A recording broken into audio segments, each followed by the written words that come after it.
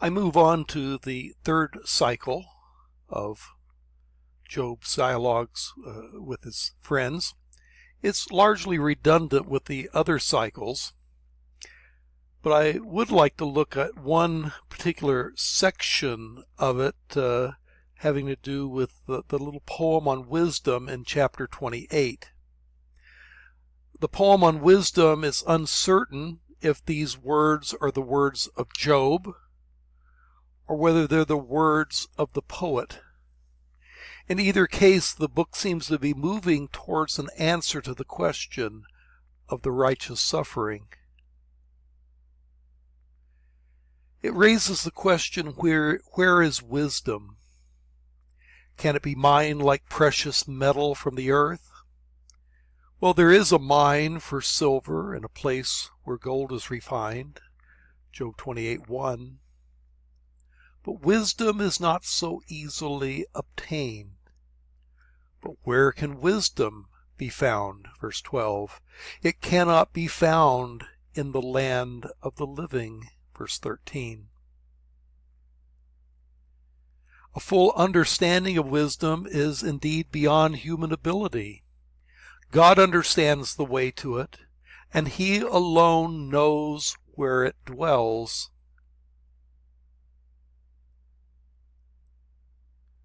Yet we know God has built wisdom into His world,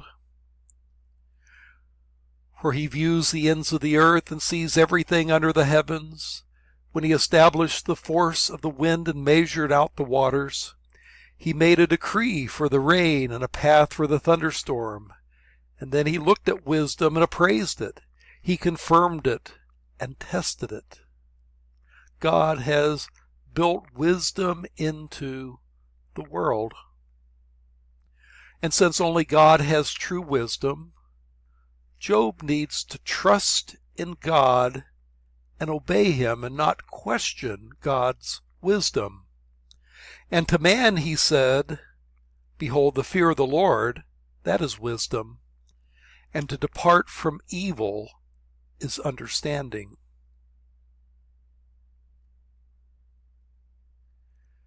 This wisdom poem stands at the center of the book.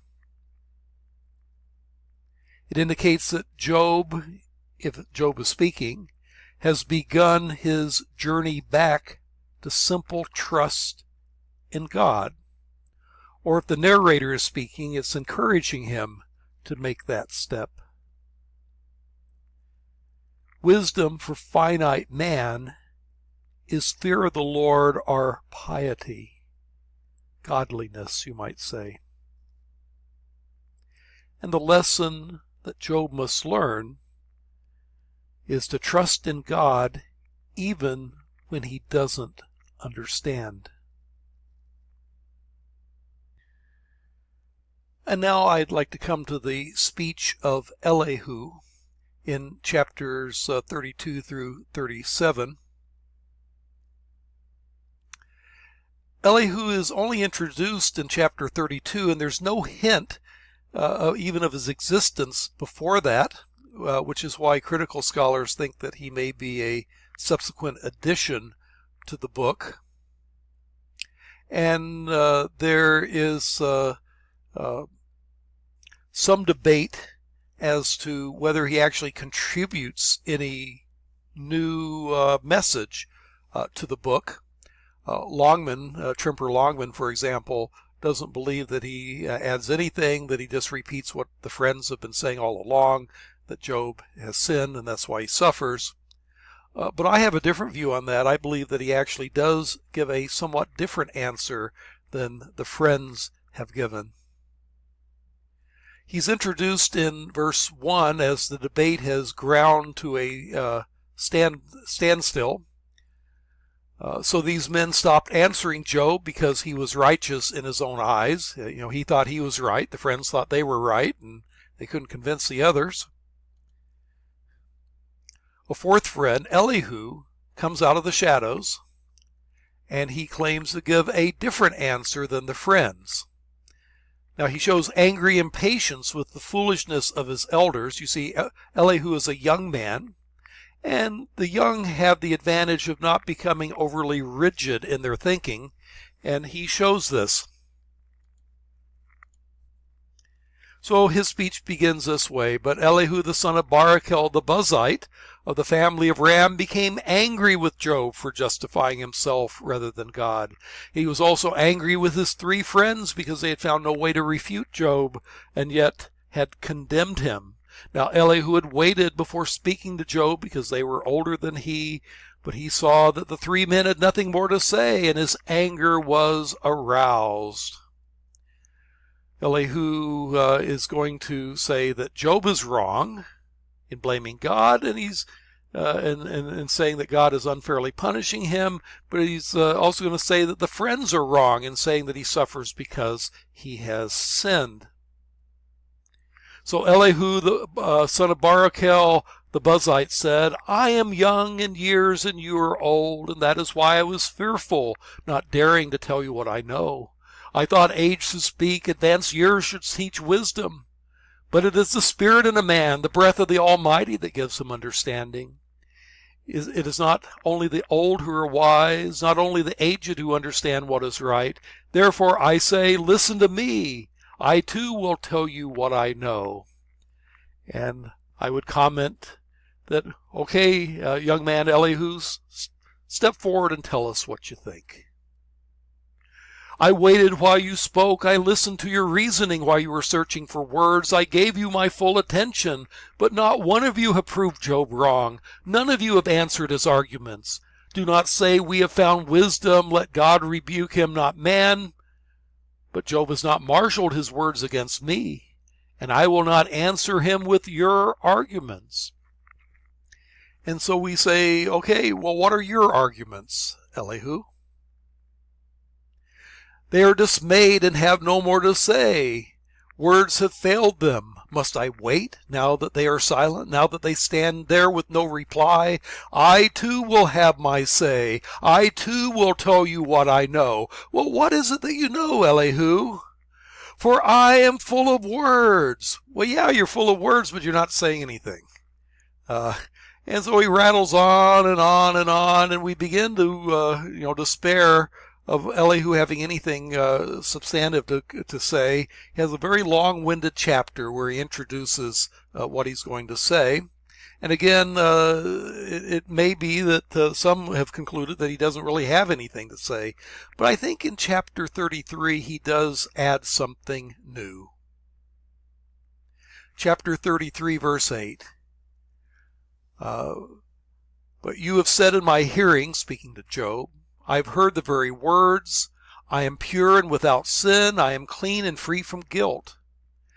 And yet God has found fault with me, and he considers me his enemy. He fastens my feet in shackles and keeps close watch on my paths. But I tell you that in this you are not right, for God is greater than man. How's Job not right? He's not right in blaming Job for non-existent sins, and he's not right in thinking that God considers him his enemy.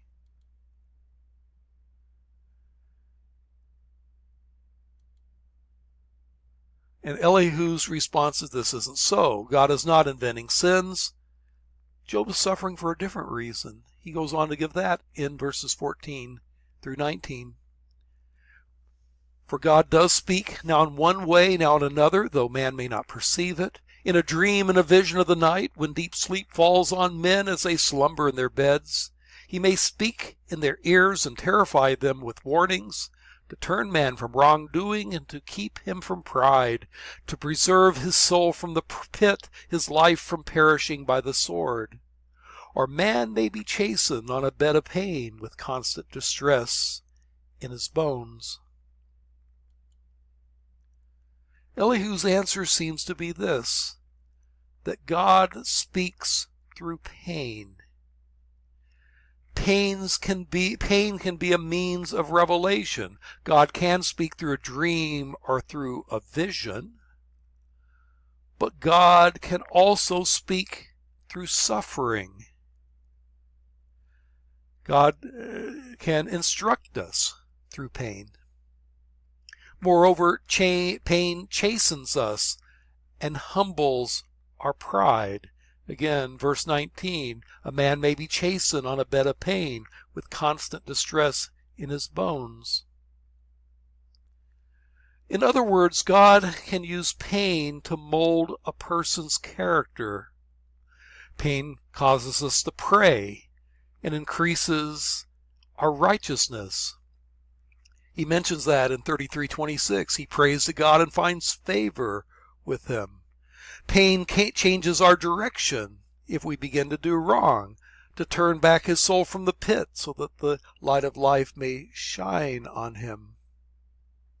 And Elihu's answer is that there are certain benefits to suffering. And we can think about that philosophically. Suffering can produce toughness. When we suffer, we're more sympathetic to those who suffer. Suffering can make us more pure. Suffering can increase our dependence on God.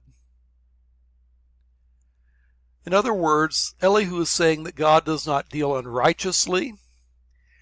He denies that God perverts justice. Far be it from God to do evil, from the Almighty to do wrong. Job has mistakenly thought that he did. Rather, men should not presume to know more than God knows. God is exalted in his power. Who is a teacher like him? Who has prescribed ways for him or said to him, you have done wrong? Remember to extol his works which men have praised in song. All mankind has seen it. Men gaze on it from afar. You don't know enough to say to God that, God, you have done wrong. If you look at God's works in nature, it shows his superior wisdom.